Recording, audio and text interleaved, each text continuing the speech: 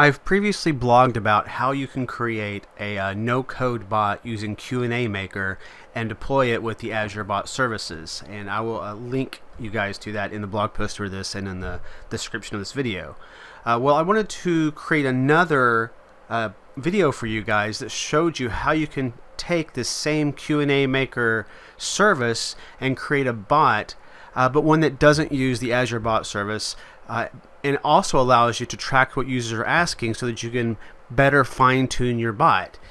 And this also is going to require no code. So we're going to be creating, a more powerful, potentially cheaper bot using QnAMaker, but that doesn't get deployed using the Azure Bot Service. Okay, so let's go ahead and get started. And here I'm in QnAMaker. I'm going to go ahead and create a new knowledge base from scratch. I have blogged about this before, like I said, but the screens have been updated since I did that one, so I figured it wouldn't hurt to go ahead and go through the process again. You can of course skip through this if you're already familiar with creating knowledge bases. But I am going to go to create a knowledge base from here within QnAMaker.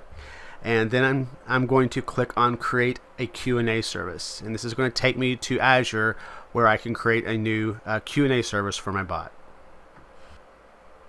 So we're going to give my bot a name. We will call it the Better QnA Bot, and we're going to select our subscription and our pricing. So when you're selecting your pricing, especially when you're developing, choose the F SKUs, because those are going to be your cheapest SKUs. And do be careful about the pricing tiers you choose, because this can have an effect on how much these things are going to cost you.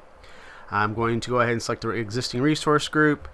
I'm also going to select the F pricing tier for search, and we're going to locate this in South Central US, and we're going to locate the website. We'll also do that in South Central US. I'm going to disable App Insights. I won't be using that. And we're going to create our QnA bot service. So this is going to take a few minutes, but with the magic of video editing, it'll take just a couple of seconds. Okay, now that our deployment is complete, we can go back to QnAMaker and we can connect it to that service we just created. So let's go ahead and click on refresh here so that we can refresh our connections in our list of services. And let's select our tenant, our subscription, and then that QnA service we just created called Better QnA Bot, and also specify the language as English. So now let's name our knowledge base. So I'll call it Better QnA KB. And then you need to populate your knowledge base. So I've talked about this several times now, but there's a couple of ways you can populate your QnAMaker knowledge base. You can either upload a file that has knowledge question answer pairs, or you can use an existing URL or website that already has FAQ information. So for this example, I thought I would use Microsoft's FAQ for software downloads, because there's a lot of QnA information here. So you can see this is just a standard FAQ. How long does it take to download? What is the product key? But we're going to take this URL and we're going to use this as the basis for our QnAMaker bot. So we're going to put that for the URL. And we're also going to add some personality. By adding the personality, your bot will respond to regular conversation like, hey, how you doing, that sort of thing. So it does make it much more engaging for users if you give your bot a personality. And we will give it a friendly personality. Depending on which your organization is like, you can give it different types of personalities, like more professional or more witty or something like that. And now we're going to create that knowledge base. Now that the knowledge base has been created, you can see that the questions and answers are generated based upon what was in that website. So you can see if someone asks, what's the difference between 32-bit and 64-bit versions of Windows, it'll respond with this text. And this is information, again, came from that FAQ website. You can actually test your bot. So if you want to see how it's going to work, you can come over here and type in what's the, let me if I can spell correctly, what's the difference between 32 and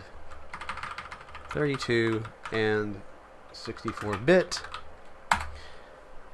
and it is going to respond with that information from the bot that came from that page. Now you'll notice I didn't type the question in exactly like it has it here in the site. And in the site it said, what's the difference between 32-bit and 64-bit versions of Windows?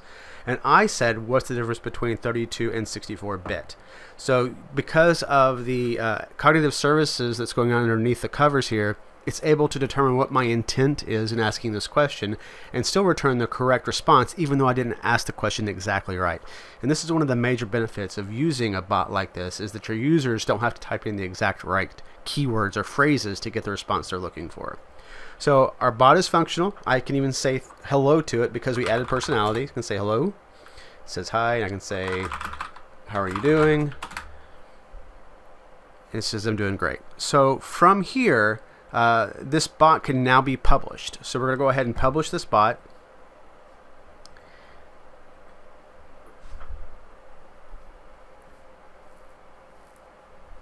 And after the bot has been published, you're going to have a couple of options. You can either create a bot using the Azure Bot Services, or you can use this information here from the HTTP request to call into the QnAMaker bot yourself. And if you're a developer, this makes sense to you. You know what's going on here and you can write code to interact with this. But if you're not a developer and you still want to be able to use this information, you can. And that's what we're going to do next. We're going to use this information to call into the QnAMaker bot service and create our own bot, but without having to create something with the Azure bot service and without having to have those extra expenses of using the QnAMaker bot service. So to do that, we're going to use Power Apps and Flow.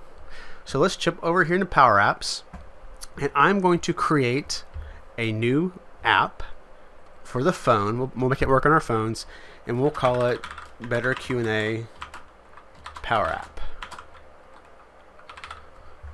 So let's create this app.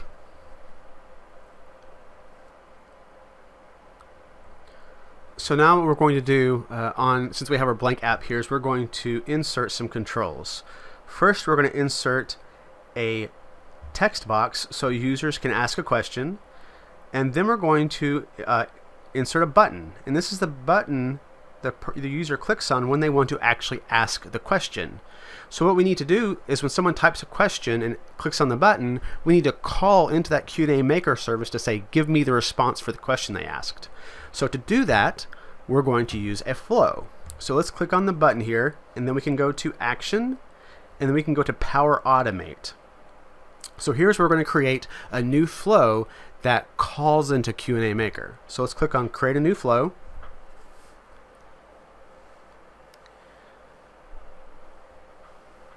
And we're going to be creating a flow from a Power Apps button.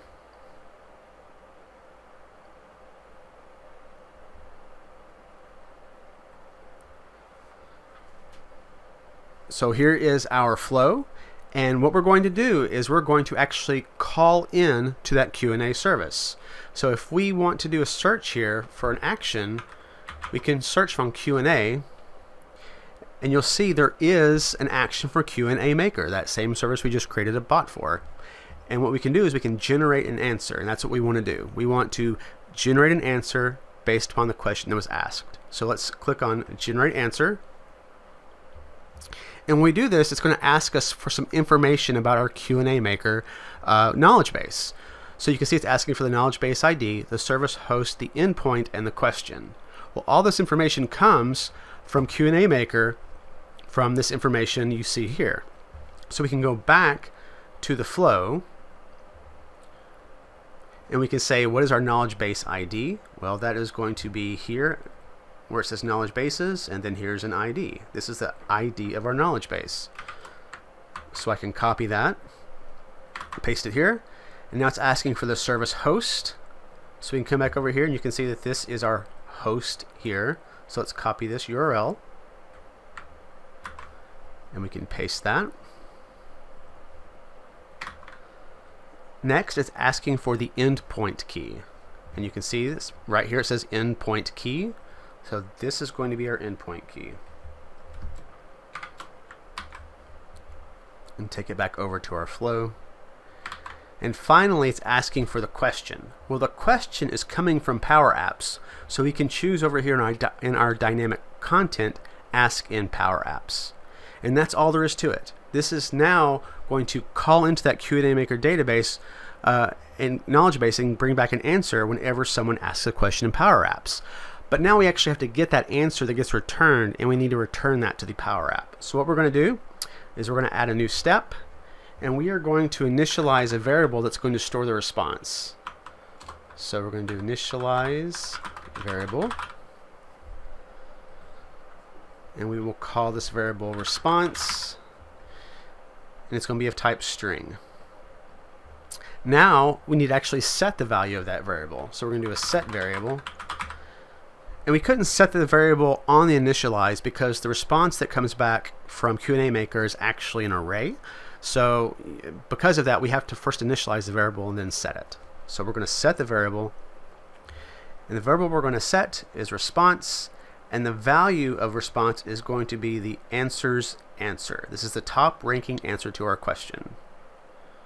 So now that value has been set, and we can return it to Power Apps. So let's do one last step here.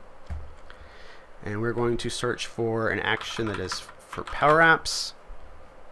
And we see we have one called respond to Power App or flow. Let's add an output. It's going to be a text. We're going to call this flow response. And the value for flow response is going to be that variable response. And now we can save that. So you can see the name of our Power App is Power Apps Button 2. If we jump back over into Power Apps, we can see that Power Apps Button 2 showed up as a flow for us now. So let's go ahead and select Power Apps Button 2. It's going to add it. Now when we look at the screen, you can see that it is asking for parameter in this run method. So we have to figure out what text are you passing to this flow. Well, that text is coming from this text input here. So when someone clicks on the button, we're going to run that flow and pass into it text input 1 dot text. And now we need to restore that response that we get back from the flow into a variable. So we're going to use the clear collect command, and we're going to store the response in a variable called flow response. And there you go. So now when we click on the button, it is going to pass the information from that text box to the flow. The flow is going to get the response from QnAMaker, and it's going to send it back and store it in a variable called flow response. We now need to take the value that comes back, and we need to parse that information into our Power App. So we are going to insert a data table as a way of getting that information out of the flow response. So the data for the data table is going to come from flow response. And then we can select the fields from that object that we want to display, and we want to display the flow response that comes from flow. Okay, so this actually will work now. So if I want to go ahead and run this, we can see it work. I can say hello.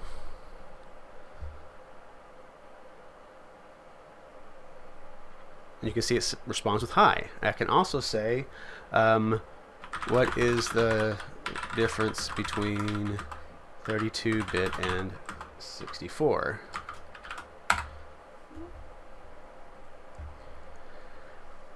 But you can see when this response comes back, it doesn't wrap within that data table. So we actually need to display this data a little bit differently to the user. So what we need to do is come in here now, and we're going to insert a HTML text so that we can display more information. And the content for this is going to come from our data table 1 dot selected, which row is selected. Well, there's only one row, so we'll use that first row, dot flow response. So now this HTML text box is going to display whatever the selected or the row is that's in the data table. It's also going to be word wrapped for us, and I'm going to go ahead and hide this data table because we really don't want to see it on the screen. So now, one more time when I run it, I can say hello, and it's responding appropriately with the HTML text box. Okay, so this is a functioning bot now. You can now deploy this. It's now using that QnAMaker service. You can update your questions and responses and keep maintaining that QnAMaker knowledge base. However, to get the most benefit out of QnAMaker, and here's where we're going to add some more power to our bot, we want to know how users are using this application, because if you just go and deploy a QnAMaker bot and walk away from it, it's not going to get adoption, because users are going to ask questions in ways you didn't think they were going to ask them, and they're not going to get the responses they want, and they're going to be frustrated, and they're going to stop using it. So we want to start tracking what are the users asking, so we can see what they're asking. To do that, we are going to store the questions that the users ask into a SharePoint list. So I have a list in my SharePoint site. It's called QnA log. And QnA log has 3 fields. It's got the title field, a response field, and a score field. Because we not only want to store what is the person asking, we want to know what is QnAMaker responding with and what score did QnAMaker give that response. Because sometimes QnAMaker is not positive about what the response should be, so it gives it a score. I'm 100% sure this is the right answer, or I'm only 60% sure this is the right answer. Well, by logging all this information, we can keep an eye on this log, and we can say, what are people asking, and what's QnAMaker's response, and how certain was QnAMaker? So for those low-scoring things, we can go back into QnAMaker, and we can update our questions and answers and make our bot better and better and better. Okay, so we have our list in our SharePoint site, so we can go back into our flow. So when we edit our flow, we already know what the question the user asked was, and we already know what the response is. What we don't know is what score was that response given. So let's create another variable, and let's just initialize it.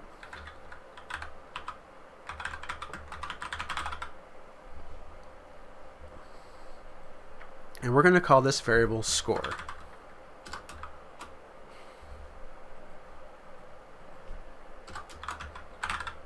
And it's going to be a string. And we're going to set this variable within our loop here. Let's do a set variable.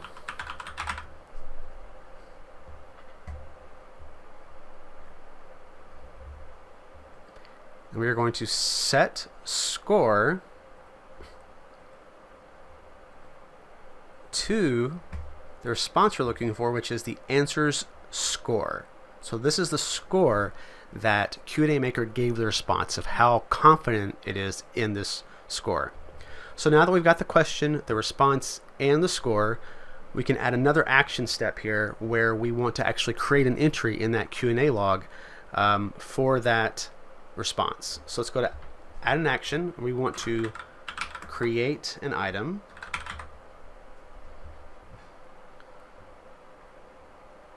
So here in SharePoint, we have create item. So let's find our SharePoint site. It was called QnA, and our list was called QnA log. And now we need to set our fields. The title is going to be the question that was asked. The response is going to be the response variable, and the score is going to be the score variable. And now we're going to save this. So now, when someone enters a question, we can see that response in that log. So let's come back over to our app, and I can say, how are you doing? Ask the question. The bot responds with, we didn't find anything. So something's going on here. It didn't send us a response. So this is the debugging portion of our video. So let's jump back over into our flow, and let's find out what happened and why it errored out. So if we look at our flow, it failed. And it failed within the creation of the SharePoint item. And let's look at that error. It says invalid template. Now this is like the 3rd time this error has happened to me, and I've done a lot of research to figure out exactly what's going on here. I'm not exactly sure why it does this, but this is not an uncommon error when you are creating a flow that's launched from Power Apps. And apparently the way to fix this is to go back into your app and then go into your data sources over here.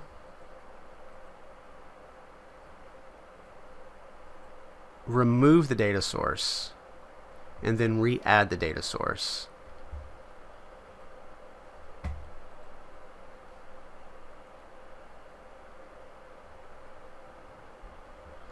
Again, we have to run where we pass in text input 1.text, and we're going to do a clear collect. We're going to start on flow response. Okay, and then let's make sure the rest of everything is still wired up properly. Okay, so let's try this one more time.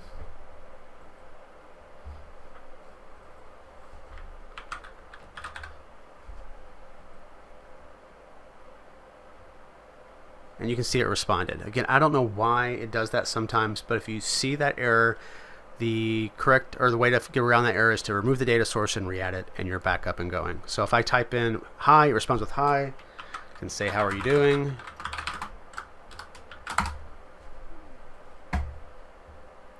And responds with, I'm doing great, thanks for asking. Now if we jump back over to our list in SharePoint, we can see that those two responses are logged there. Hi, how are you doing? There's the response, and then there's a score of 100 for both of those. So it's 100% certain that those are the right responses. So now we can even say, go back to the app and say, how do I find my product key? And that was, again, from that Microsoft page that we scraped. And it says, your product key is 25 characters and is found in different locations depending on blah, blah, blah. Okay, it's a lot of information there. If we look at the QnA site, you can see that it was 95% sure that that was the correct response, and it was. Well, what happens when someone types in a totally ridiculous question like, how do I make bacon? Let's see what the response is. The response is, I'm doing great, thanks for asking. Well, that response does not make sense for that question at all. And if we look at that list in QnAMaker, we can see that the score for that response is only 29.5%. So the QnAMaker knew that that probably wasn't the best response to respond with, but it responded with it anyway. Well, this is where we can add even a little more power to our bot. So instead of responding with something that, you know, QnAMaker is even certain is wrong, why don't we change our response? So if that score is below, let's say 50%, that it will respond with, I don't know. Okay, so that's what we're going to do next. So let's go back to our flow, and let's edit our flow. And now what I want to do is I'm going to add a condition in here. So let's do a search for a condition. What we're going to do is we're going to check to see if the value of that score is less than 50. Right now the score is a string though, so we need to convert that to a float. So let's jump over to our expressions, and we will do an expression of float, where the value that we pass into that function is the score. Okay? So we're going to check when the score is less than 50, we are going to change what the response is that gets sent back to the user. So let's add an action to set the variable.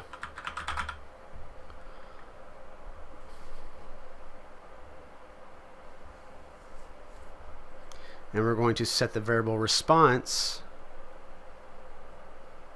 to, I'm sorry,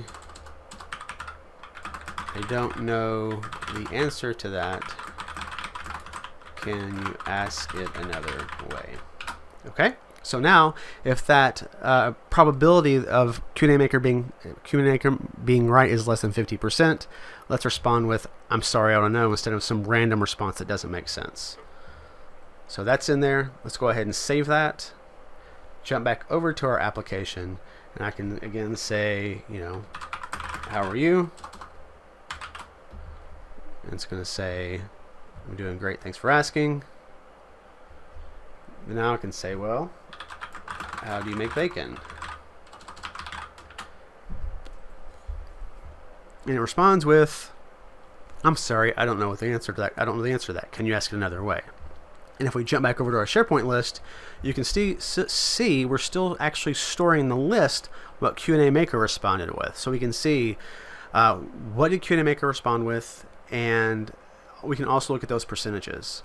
So what we can do now is keep an eye on this list. As users ask questions, take a look at those scores, maybe create a list view where the score is less than 50%, find out what those questions are that they're asking, then come back into your knowledge base, and from within here, you can edit your knowledge base, and you can add additional questions and answers to your knowledge base for the questions they are asking. So again, this is a good way to get started with the QnAMaker bot, no coding involved. Also tracking what users are asking so that you can improve your QnA service, and also responding more effectively when QnAMaker doesn't know the response. Again, all without writing a line of code. Hopefully you guys learned something here. Again, you don't have to use Power Apps and Flow for this. If you're a developer, you could just use that endpoint in QnAMaker and write your own from scratch. But for those of you guys who don't write code, or maybe only have access to Power Apps and Flow, this is another option for you guys to use to create an effective QnA bot that is maybe a little bit better than the out-of-the-box QnAMaker using the Azure bot service, because now you can track what your users are doing and you have more control over those responses in Microsoft Power Automate. Okay, that's all I have. Thanks.